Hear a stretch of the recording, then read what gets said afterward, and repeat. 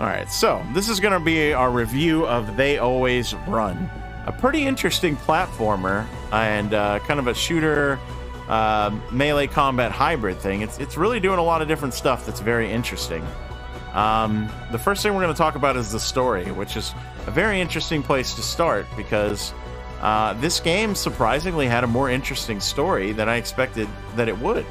I was very intrigued for the entirety of the game. But we're going to try to, I don't know. I don't think we can leave spoilers out of this, really. I think we're gonna just put a warning here and say there's gonna be spoilers for the storyline of the game from here on out. So if you don't want to see any spoilers for the storyline, stop the video here, stop watching here, because we're gonna talk about the story. Because I feel like we have to talk about the story on this one. So. The basic setup of the story is that you are a three-arm, which is some sort of mutant species that, as far as you know, was created by a tyrannical faction only referred to as the Empire, and your purpose was to mine these crystals on this planet. And for whatever reason, they decide that three arms are the best way to mine these crystals.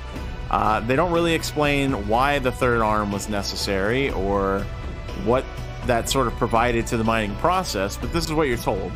But in the current timeline of the world that you're in, the Empire has recently fallen. They have collapsed and they have been defeated by a rebel uprising. But racism and discrimination against three arms prevails. You're not really well looked upon as an instrument of the Empire and somehow contributing, I guess, to their tyrannical rule, even though you were just a slave, just like everybody else, in theory. But as you begin to go through the game, as this main character, whose name is Aiden, you realize that the web you're getting involved in is a little more complicated than that of just a bounty hunter out there trying to survive on the fringes of space. You have a very specific goal in mind. You keep trying to hunt down various people, and you're not really sure what the motivations are behind the character's desire to find these people, other than he hints at the fact that a friend of his was killed by these people, and he wants to find them, maybe in a sort of a quest for revenge, but he doesn't really describe it as a quest for revenge. It seems like something deeper, something more complex than that, and he doesn't talk about it for majority of the game in any kind of great detail. Along the way, you meet several companions who also have their own motivations and decide to join your little motley crew as you travel through space, and you try to they try to locate their own targets for their own motivations. And you find out by the end of the storyline that you were all looking for the same group of people for your own various reasons. So your meeting and your working together was rather fortuitous and arranged by a sort of shadowy, invisible man type character called the Suit, who's some sort of powerful info broker who knows like everything. So it's very like Mass Effect-y kind of stuff, but kind of a cool character. Where things get really interesting and where the big spoiler tag has to come in is you find out by the end of the game that the character you're playing is not actually Aiden, and he's not actually a three-arm. He's using a cybernetic arm to replicate the functionality of a three-arm, and Aiden was not actually the character under the helmet. He was the friend of the character under the helmet. He witnesses his death early on in the game, which you also get to see in an early cutscene, and decides to take up the quest of essentially vengeance and trying to figure out why they killed Aiden in the first place. He's convinced that Aiden knew something very important, and he wanted to find out what it was. So it's a little bit more than just a straight up tale of revenge. The character's motivations under the helmet extend beyond just getting payback for his good friend. He wanted to know why he was killed in the first place, and he was convinced that the secret was significant to protecting the galaxy in some sort of way. So you play through the whole game really thinking you're one person and you're somebody else completely. It's a pretty big twist. And then you find out from the main bad guy that the Three Arms were not mutants made by the Empire to farm crystals. They were in fact an alien species themselves with very advanced technology that had sort of evolved beyond the idea of war and violence. They were sort of that idea of being an enlightened species. You know, they had ascended beyond these baser instincts, and they only tried to help people. But because they were so enlightened, they also were unprepared for the viciousness and the violence of humanity. So the Empire took advantage of the fact that they were naive and subjugated them as slaves and forced their culture and history out of their minds generation after generation, until they thought that the only reason they existed was to be slaves to mine these crystals. And these crystals turned out to be essentially super powerful devices full of nanomachines that were capable of terraforming whole planets, whether you wanted it to be terraformed to be friendly to humanity or hostile to somebody else. So, as you can imagine, this kind of technology would be quite significant, quite powerful. And for whatever reason, the Three Arms, the original species that brought this technology to humanity, are the only ones that can actually touch the crystals or mine them. So they subjugated them for the reason of convincing them that this was their task, and forced them to work in these mines and provide the Empire with these crystals. It's not entirely clear how the Empire managed to be defeated with such powerful technology at their beck and call, but there are certainly elements of the Empire that still exist and are still trying to control this technology and bring the Empire back again. Almost like a Star Wars, like Palpatine out there in the fringes of space kind of storyline. But it was a pretty big twist, and one I didn't see coming at all. Like, I was completely caught off guard. But it was very good. It was a very good twist. The storyline actually was pretty good. I will say that the game is definitely of indie caliber, and the only reason I bring that up is because there are some issues with the dialogue and the fact that it kind of can zip by very quickly, and sometimes the scenes can get a little bit jumbled and confusing. I wouldn't say it's preventative of enjoyment of the game or understanding of the story if you're able to read relatively quickly at times. I had a little bit of trouble with it because, like I say, I was playing it on stream and I was trying to voice act all the lines. If I was playing by myself and just reading everything by myself, it might have been a little bit less sort of jumbly, but I will say it would have been nice to have the option to not have text automatically advance. So hopefully they'll add that in like a future update. The game hasn't really been out that long. At the time of this recording, it came out in October. It's only the beginning of December now, so there hasn't been a whole lot of time, but hopefully they'll do some updates like that and kind of fix up on that. But I think what they've created here as far as the story is very intriguing, and it ends on a cliffhanger where you don't know if your character lives or dies or what happened, and I think they're setting up for either a sequel or a DLC. Either way, I'm probably going to play it because I thought this game was quite good. And the story was quite good. So I would probably give the story probably like an 8.5, you know? 8.5, like 9, you know? Like, the story was actually very intriguing. And I may be a little bit biased here because I love the concept of the spacefaring bounty hunter cowboy type. You know, like, it really struck a chord with me because that's a theme I really, really like. So, you know, take that for what you will. I'm just admitting that the particular story in this case really pulled my strings. It hit on some really good notes for me. The next thing we want to talk about is gameplay. Gameplay is where this game definitely takes a little bit of a hit. It is playable, but it does have some flaws. The combat is a little bit janky.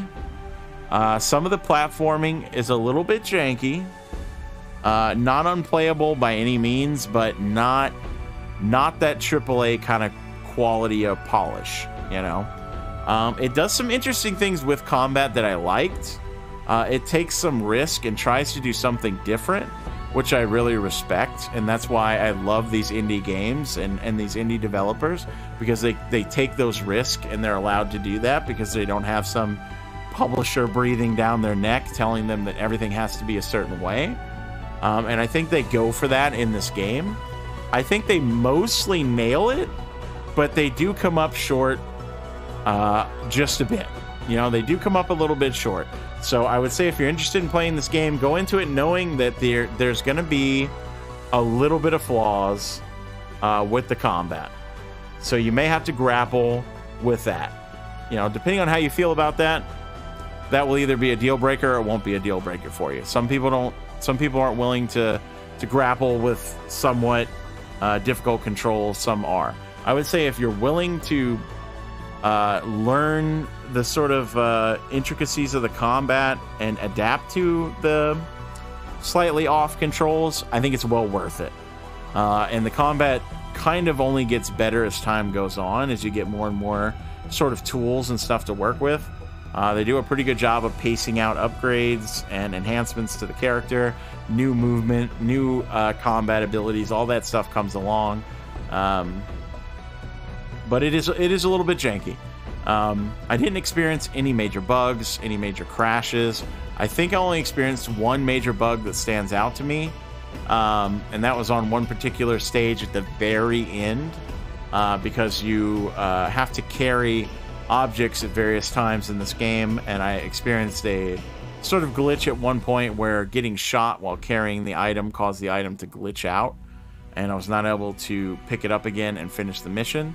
So I just had to make sure I didn't get shot, and I was okay. That was the only like major bug that really happened. There's a few other times where, you know, stuff, you know, hitboxes were a little off, and, you know, sometimes grabbing onto things was a little bit off. You know, there was just like that little bit of a level of polish that was missing at times. But for the most part, no major bugs, no major hindrances to gameplay. Just the occasional kind of a little bit of wonk, which is kind of understandable because I'm imagining this is probably not a very big studio. You know, they didn't have like a huge budget. But in saying that, you know, the graphics, I loved them. They're like hand painted, hand drawn backgrounds. It has a very sort of animated, sort of like comic booky kind of style to it. I thought the graphics were actually very interesting. They had a very cool style that they went for. It's sort of minimalistic, but I thought they nailed it on that. Same thing with the music. The music was really good throughout the whole game, especially a track that just came out of nowhere at the very end of the game. It was a very like emotional sort of like, it had some singing to it and some lyrics and stuff like that. It was very different from the atmospheric sort of background music of the rest of the game. But it hit like really well. It was a good song for an emotional moment at the end of the game, and I felt like I enjoyed the music and the graphics the whole way through. No complaints about that really at all. So that being said, with the sort of the little bit of wonk to it that you have to deal with, I'm gonna say that the gameplay for me lands at about probably lands at about a 7. You know. Well, yeah, I'm gonna go with an 8. I'm gonna give it an 8 because there are some major flaws, especially the positioning in the combat can be very hard. But the platforming and the movement and everything outside of some of these little moments is enjoyable enough that I feel like it lifts it up actually a bit more. Combat is one of the more like sort of tough things to grapple with, but like I say, it's not unplayable by any means. It's definitely not. It's just I feel like some people are going to pick this game up and they're going to go into some of these like early fights with the combat and they're going to be like, oh, this is a little off, you know, this isn't quite right. And they might at that point be discouraged and think that the rest of the game is not worth checking out. But it absolutely is. But you got to acknowledge the fact that they just didn't quite nail it with the combat. That's probably the biggest thing. it's serviceable, but not quite there. So it's going to drop it down a bit to like an 8. But everything else around the gameplay being so good, the graphics, the music, the relatively low amount of bugs, the no hard crashes, all that kind of stuff. Performance was always good. Frame rates never dipped. None of that kind of stuff. All that stuff brings it up and makes it a solid, I think, 8 out of 10. So moving on to the overall impressions. I think overall, I'll go ahead and say it right up front. I feel like the game overall is about an 8, which I think is very, very solid. It could be improved dramatically with just, I think, a couple of fixes and maybe a little bit of polish on the movement and combat, perhaps. And this game could easily be like a 9 out of 10. You know, very easily could be a 9 out of 10. It's like it's on the cusp of being really, really solid. It just has like a few flaws that hold it back. But I do not believe that those flaws are anything that should prevent you from picking up this game and giving it a try yourself. I would absolutely recommend it. I feel like it's a little bit of a hidden gem. I haven't heard really anybody talk about it. I haven't seen anybody else play it. It's only got about 300 reviews on Steam as of this review, which is obviously not very many. I feel like this game's kind of floating under the radar right now. It's only been out for 2 months, but it definitely has not had a huge audience. And I hope that that isn't discouraging the developers, because this game is good. This game is absolutely worth playing. I'm going to recommend it to not only anybody watching this review, but fellow streamers and people in my community. I'm going to go ahead and say, like, you should play this. Like, it was good. It was fun. Shout outs to the developers for making a really interesting game with a really interesting concept and for doing something different. I enjoyed it.